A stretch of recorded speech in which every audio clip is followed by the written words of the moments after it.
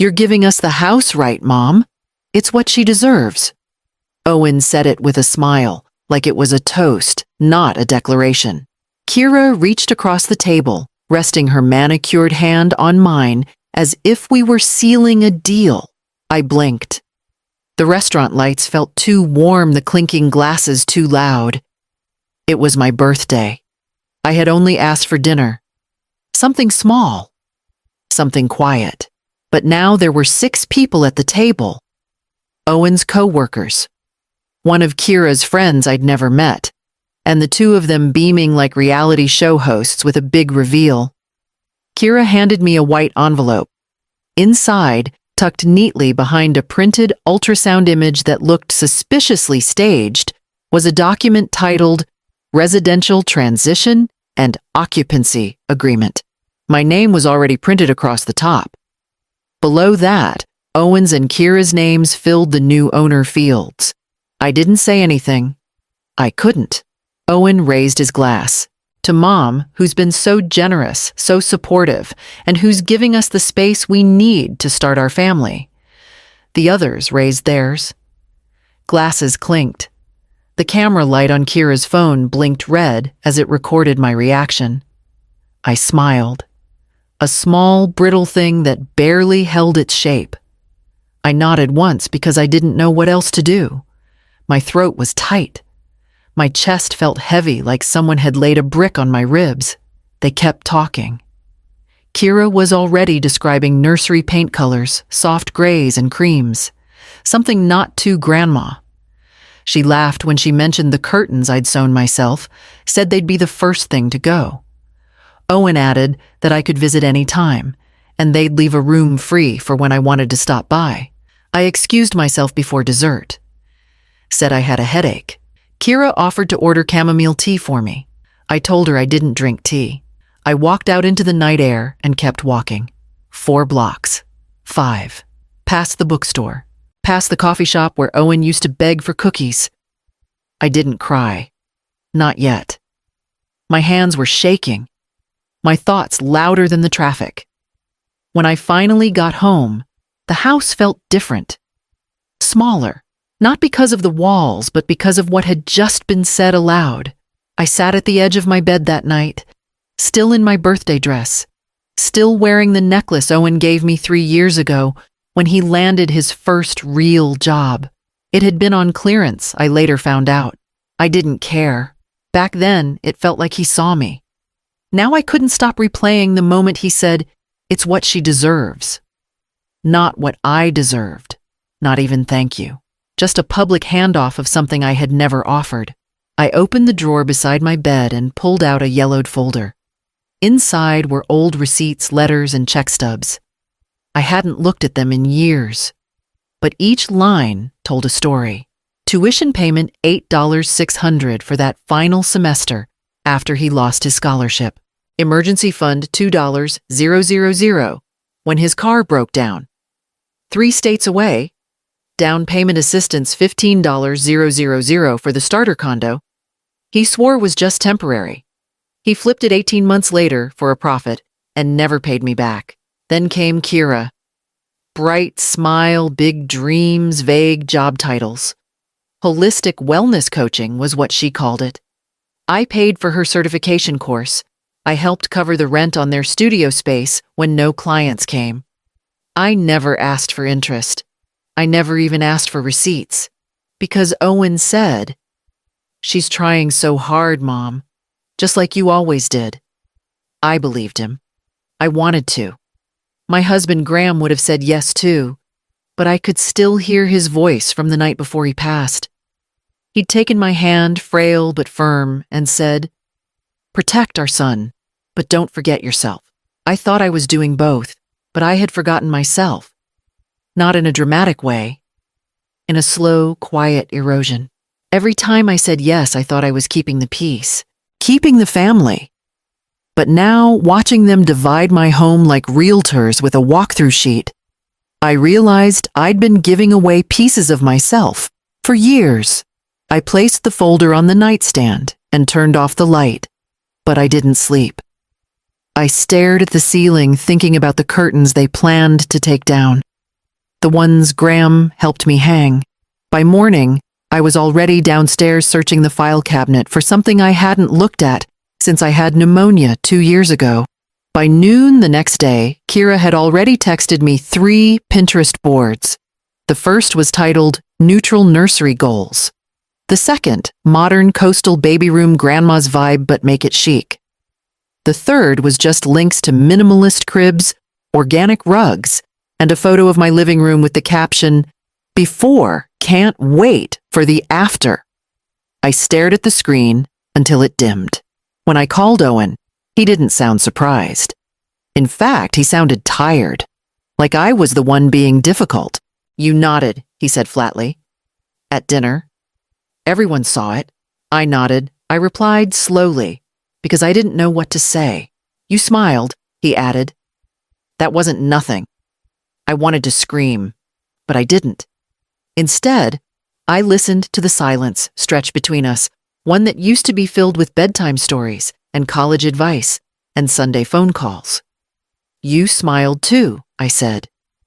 "Right before you announced it. Was that rehearsed?" He didn't answer.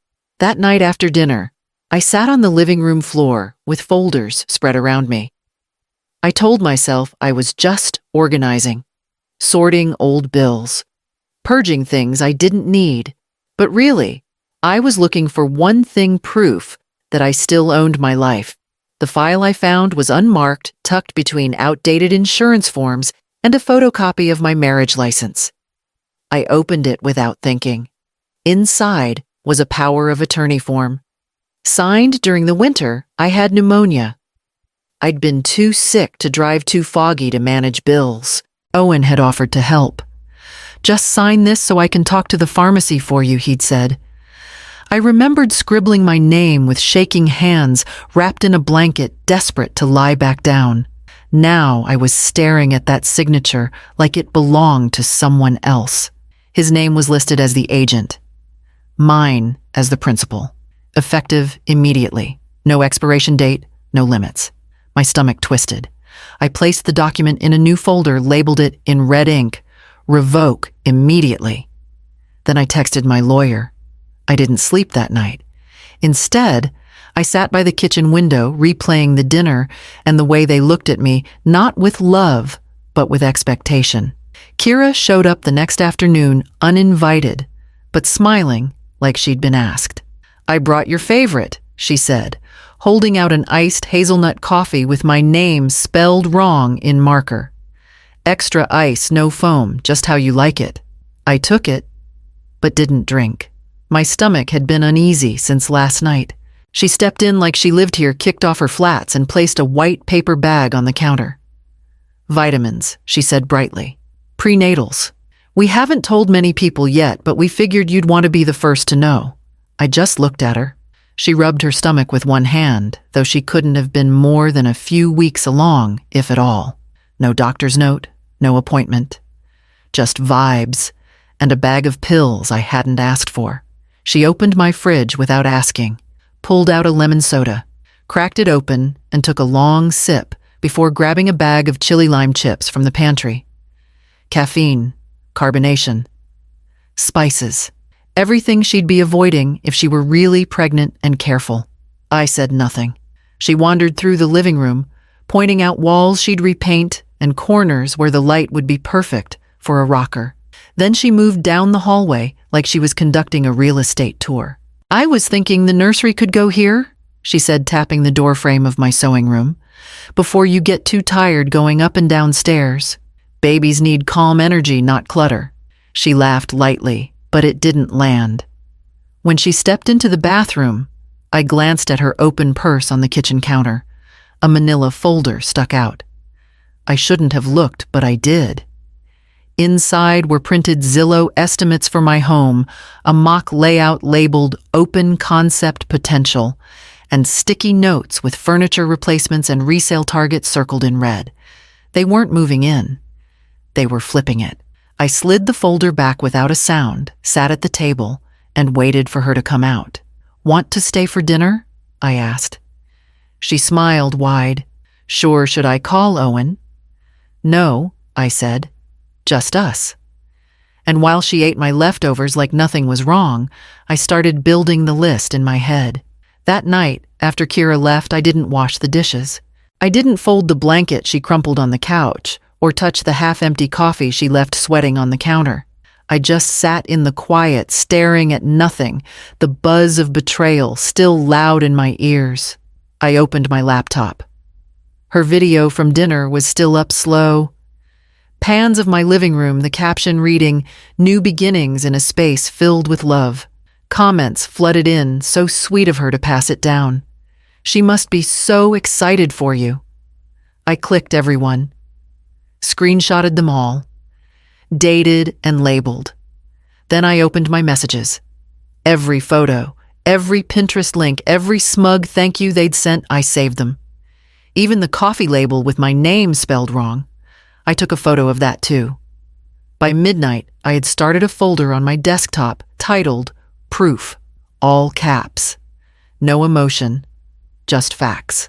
The next morning, I stopped at the hardware store and picked up a small security camera, one that faced the front gate, and sent alerts straight to my phone. I installed it myself, ignoring the shake in my hands.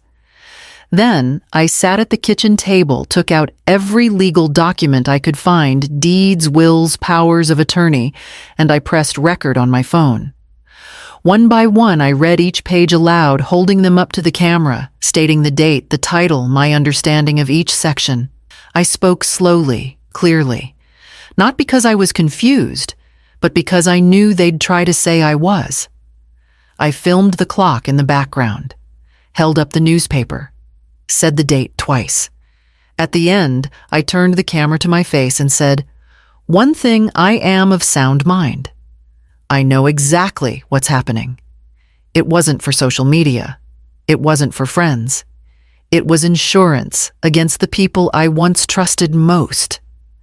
I backed up the videos in 3 places, one to the cloud, one to a flash drive, one emailed to my lawyer with the subject line, "Start here." Then I opened my notebook and wrote a single sentence at the top of the page.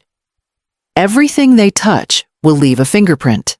I called Darlene just after 6 the next morning. She didn't answer with hello, just talk to me. That's the kind of friend she'd always been. Decades ago, we were teachers in the same district. She retired early, got her real estate license, and swore she'd never step into a public school or courtroom again.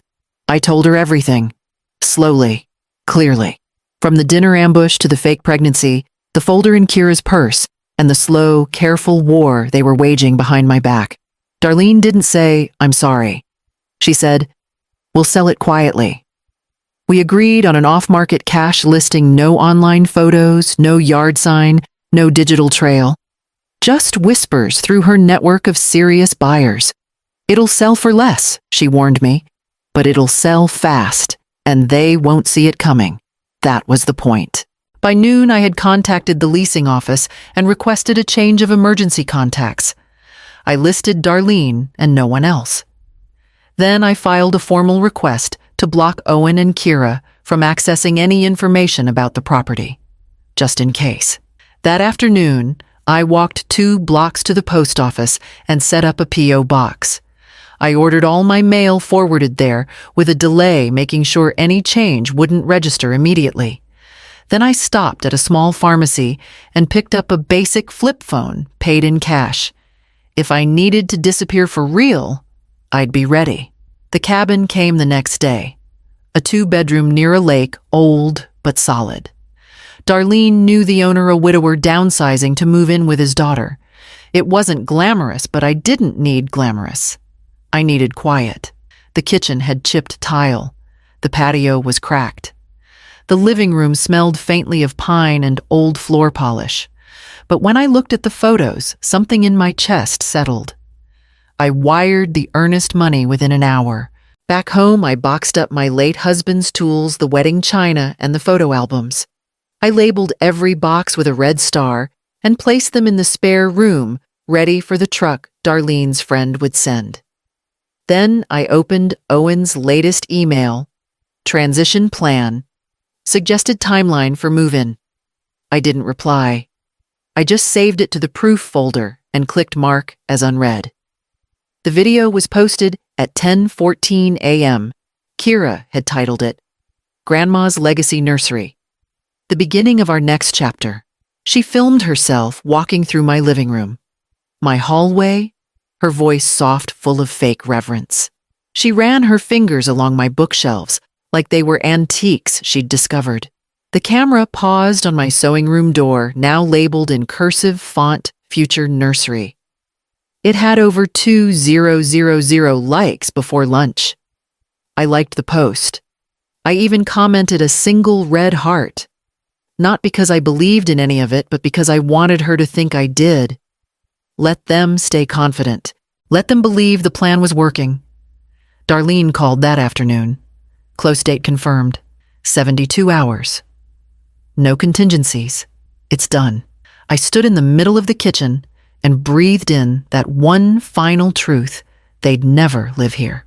That night, I placed an old suitcase near the front door, worn leather, one handle broken. The kind of thing someone packing for a weekend might leave out. I left it there on purpose. A decoy. If Kira dropped by unannounced, I wanted her to see it. I wanted her to think I was getting ready to move out. Meanwhile, I wasn't moving out. I was pulling the ground out from under them. I posted a photo of dinner meatloaf and mashed potatoes and captioned it, "Nothing beats home cooking." Kira liked it within minutes. Owen sent a thumbs up. Let them keep thinking I was soft, that I was slow, that I was still the mother they could charm and corner and outplan. I'd already changed the locks. I went to bed early that night, set my alarm for sunrise, and fell asleep with my phone under my pillow and my hands curled around the new keys in my palm. 3 days from now, this house would no longer be mine, and they'd never see the sale coming until the door wouldn't open. It happened the day before closing, just past 4 in the afternoon, while I was on the phone confirming the final wire instructions with the title company someone knocked. Not a polite tap. A loud, sharp knock meant to be heard. I moved quietly to the hallway out of sight of the front windows. My heart was already racing. I didn't need to look. I knew. "Owen," he called through the door. "Mom, open up." I stayed still. "I know you're in there," he said. The key scraped once, twice. A pause. Then harder. It didn't turn. He hadn't noticed the change yet, or maybe he hadn't wanted to believe I'd actually done it. But when the lock didn't give, his voice changed. "You changed the locks." Another silence. "Are you serious? You're sabotaging your own family." Still, I said nothing. "You've lost it. You don't even know what you're doing anymore. Do you want people to think you're okay because this isn't normal?" My hands stayed folded across my chest. My breath low and even. I didn't move until I heard footsteps retreating, then the unmistakable rustle of paper sliding through the mail slot. I waited 10 minutes before picking it up. It was a formal letter from a law firm I didn't recognize, titled Request for Transitional Occupancy Review Pending Guardianship Consideration. I stood there with the envelope in my hand, the words blurry, until I sat down. He wasn't just angry. He was escalating. They couldn't take the house, so now they were coming for my capacity, my sanity, my autonomy. If they could convince someone I was unwell or even just suggest it long enough to raise doubt, it could tie me up in court for months. Freeze the sale. Freeze everything. I placed the document in the proof folder, opened my secure email, and forwarded it to my lawyer. Her response came within 5 minutes. "We'll handle it. Do not reply. Do not engage. Start gathering mental clarity documentation now." I opened my notebook, added a fresh entry, and recorded the time, date, and summary of the entire event word for word. Then I opened my camera app, turned the lens on myself, and pressed record. The voicemail came at 7:13 p.m., soft voice, shaky breath. Perfectly rehearsed. "Hi, Mary. It's me. I know things got messy, but we're still hoping to keep a door open. For the baby. For the future. I didn't replay it. I didn't need to. Her voice didn't crack. It curved deliberately. Every word landed with the weight of suggestion. Not guilt. Not love. Strategy. But I had already seen the truth. 2 nights ago, I'd come across the sonogram image again, only this time, not in Kira's text, but on a pregnancy tracking app. A placeholder. A sample image. Identical down to the shadows and grain. She hadn't even cropped the watermark. There was no baby. Just a prop. A narrative. I deleted the voicemail and pulled out the folder my lawyer had sent by courier the day before. Inside was the updated will, thick with amendments, all finalized, notarized, ironclad. I ran my fingers over the title page one last time before signing. Every asset, every remaining dollar, even the cabin I hadn't yet moved into, all of it, now belonged to the Northlight Foundation. A community trust set up in my husband's name. Their mission to help older women escape financial control and housing manipulation by family members. No fallback clauses. No vague reconsiderations. No, if circumstances change. I'd learned the hard way that doors left slightly open always get kicked in. When I finished signing, I sealed the documents in the return envelope and called Annette, my lawyer. "It's done," I said. "Everything." She said she'd file it in the morning. I hung up and stood by the window staring at the same street where Owen used to ride his scooter up and down the sidewalk until dark, shouting for me to look, to wave, to clap. There had been so many years of noise. Now there was silence. I poured myself a glass of water, turned off every light in the house, and walked room to room one last time. Not to say goodbye, but to make sure I hadn't missed anything worth taking with me. And in the hallway, I left the voicemail still blinking, unopened, unread, unimportant. They came at dusk. I saw the silver SUV pull onto the gravel just as the sun dipped behind the trees. Too polished, too eager. Kira stepped out in heels too high for rural terrain. Owen followed, holding a bottle of wine like it was a peace treaty. I didn't move. They knocked once, then again, harder. I stood inside just a few feet from the door, arms crossed, breath steady. I didn't turn on the porch light. Mom, Owen called, his voice caught between coaxing and command. "We just want to talk. We drove all this way." Kira added, her voice syrupy and theatrical. "You're shutting out your grandchild. Is that what you want?" There was no grandchild. Just another story with props. I stood still. After nearly 20 minutes, they gave up. Owen left the bottle on the top step. The label read, "Forgiveness Pinot Noir." I poured it down the drain that night without opening it. Then I opened my phone, scrolled to Owen's name, and hit delete. The next morning, my new neighbor Claire knocked. She held a bundle of mint tied with twine and smiled like she'd always known where to find me. "For your coffee," she said. And maybe the start of a garden. We planted it together just beyond the back porch, our knees in the dirt, and the sun warming our backs. She told me about her garage soap business. I told her I used to teach high school English. We didn't talk about grown children or court filings or betrayal. Just soil and scent, and the best way to keep squirrels from chewing the planter boxes.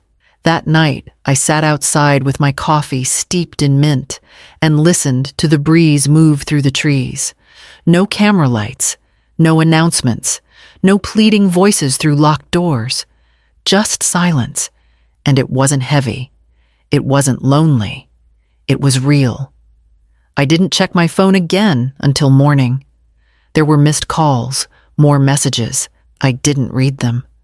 Because for the first time in years, my house was still, and in that stillness, I knew they could knock forever, but I was no longer home to them.